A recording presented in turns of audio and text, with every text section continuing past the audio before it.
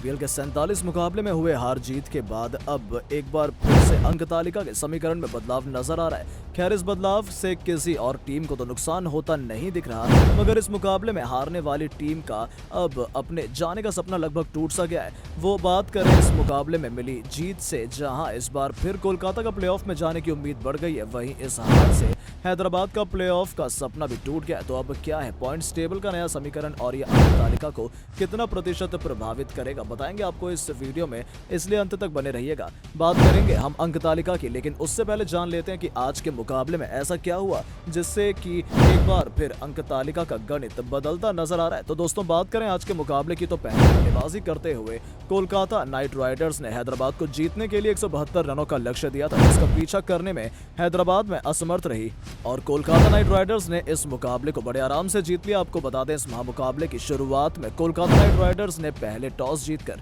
बल्लेबाजी करने का फैसला किया था, लेकिन पिछले मुकाबले की तरह ही इस मुकाबले में भी कोलकाता नाइट राइडर्स की शुरुआत अच्छी नहीं रही और पहले कुछ विकेट उनको जल्दी खो दिए, जिसके बाद कप्तान नीतीश राणा और रिंकू सिंह ने पारी को संभाला और कुछ अच्छे शॉट्स खेले, जिसके बदौलत कोलकाता नाइट राइडर्स भी नैया पार हो सकी और उनकी पारी 172 रनों के स्कोर तक पहुंचने में कामयाब हुई। जिसके बाद 172 रनों का पीछा करने उतरी हैदराबाद की शुरुआत पहले पड़ाव में अच्छी रही और उनके ओपनर्स अभिषेक शर्मा और मयंक अग्रवाल ने मिलकर हैदराबाद को अच्छी शुरुआत देने की कोशिश की, मगर आज और टच में दिख रहे मयंक अग्रवाल ज्यादा देर तक बल्लेबाजी नहीं कर सके और जल्दी आउट होकर पवेलियन लौट गए, जिसके बाद अभिषेक शर्मा भी वापस पवेलियन का रास्ता देख सके। वहीं बात करें बाकी बल्लेबाजों की, तो हैदराबाद की तरफ से कप्तान एडन को छोड़ दें तो किसी भी बल्लेबाज ने अच्छी बल्लेबाजी का प्रदर्शन नहीं किया और एक समय तो ऐसा लग रहा था कि मानो हैदराबाद के बल्लेबाज बस आया राम और गया राम के सिद्धांत पर काम कर रहे हैं। अंत में हैदराबाद को जीतने के लिए एक ओवर में 9 रन की आवश्यकता थी, जो कि एक बार फिर से हैदराबाद मारने में असफल रही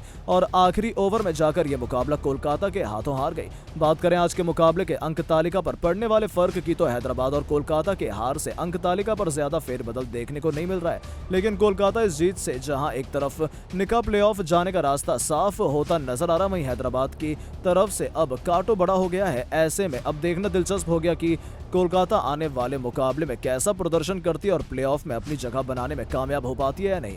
ऑरेंज कैप और पर्पल कैप की, तो इस दोनों मुकाबले से पर्पल कैप और ऑरेंज कैप पर कुछ ज्यादा फर्क पड़ता नजर नहीं आ रहा है। ऑरेंज कैप अभी भी फाफ डू प्लेसिस के पास है। आपको बता दें कि फाफ डू प्लेसिस ने 9 मुकाबले में 58.25 के औसत से 466 रन बनाए हैं। वहीं इनका स्ट्राइक रेट 160 के करीब है। बात करें चौके छक्कों की, तो फाफ डू प्लेसिस अभी तक इस सीजन में 35 चौके और 28 छक्के जड़े हैं। बात कर लेते हैं अंक तालिका की, तो कल के मुकाबले में मिली जीत के बावजूद भी दिल्ली को कुछ खास फायदा नहीं होता दिख रहा है और दिल्ली अभी भी 10वें स्थान पर बनी हुई है। दिल्ली का आंकड़ा 9 मुकाबले में से 3 मुकाबले में जीत के साथ 6 अंकों का है। वहीं बात करें दिल्ली के नेट रन रेट की, तो दिल्ली का नेट रन रेट 0.768 है, माइनस में।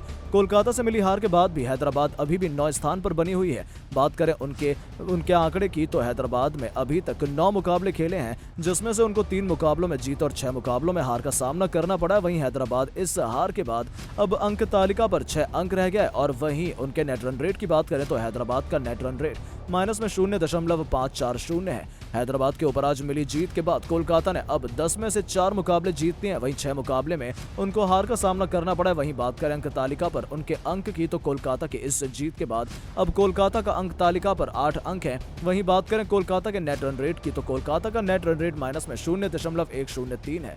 आज के मुकाबले में हुई हार से एक बार फिर पंजाब किंग्स को नुकसान हुआ है और अब वो 10 मुकाबलों में से 5 मुकाबले जीतकर 10 अंकों के साथ 7वें स्थान पर आ गए हैं। वहीं बात करें इनके नेट रन रेट की, तो पंजाब का नेट रन रेट माइनस में 0.472 है।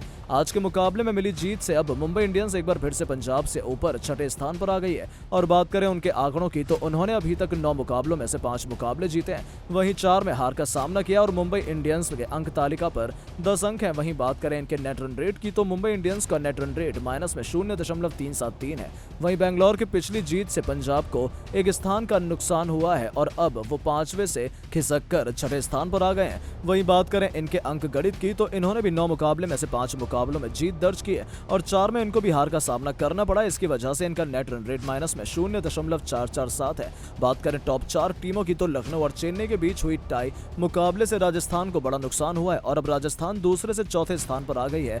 वहीं बात करेंगे आंकड़े की तो राजस्थान में 9 मुकाबले खेले हैं जिसमें से 5 मुकाबले जीते और 4 में इनको हार का सामना करना पड़ा है। वहीं अंक तालिका पर अब इनका 10 अंक है और बात करें राजस्थान के नेट रन रेट की तो राजस्थान का नेट रन रेट पॉजिटिव में 0.800 है। वहीं सुबह को लखनऊ के साथ खेलेगा टाई के साथ ही चेन्नई अब चौथे से तीसरे स्थान पर आ गई है और उनका भी 10 में से 5 मुकाबले में जीत और 4 मुकाबले में हार के साथ ही एक ड्रॉ कराने के आंकड़े के साथ 11 अंक हैं। और अब बात करें चेन्नई के नेट रन रेट की तो चेन्नई का नेट रन रेट पॉजिटिव में 0.329 है।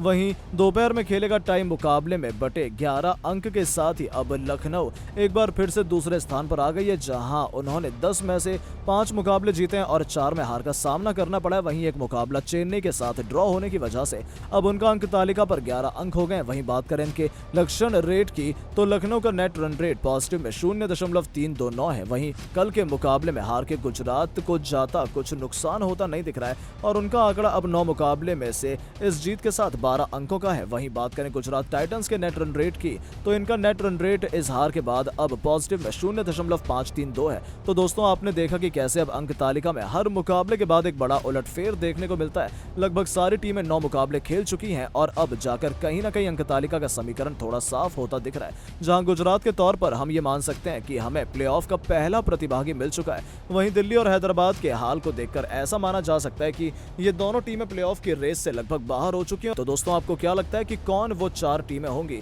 जो प्लेऑफ के लिए क्वालिफाई करेंगी? हमें कमेंट्स में बताएं और हमारे चैनल को सब्सक्राइब करना ना भूलें क्योंकि हम आपके लिए ऐसे क्रिकेट अपडेट और न्यूज़ लेकर आते हैं। इस वीडियो को लाइक और शेयर करना बिल्कुल ना भूलें। धन्यवाद।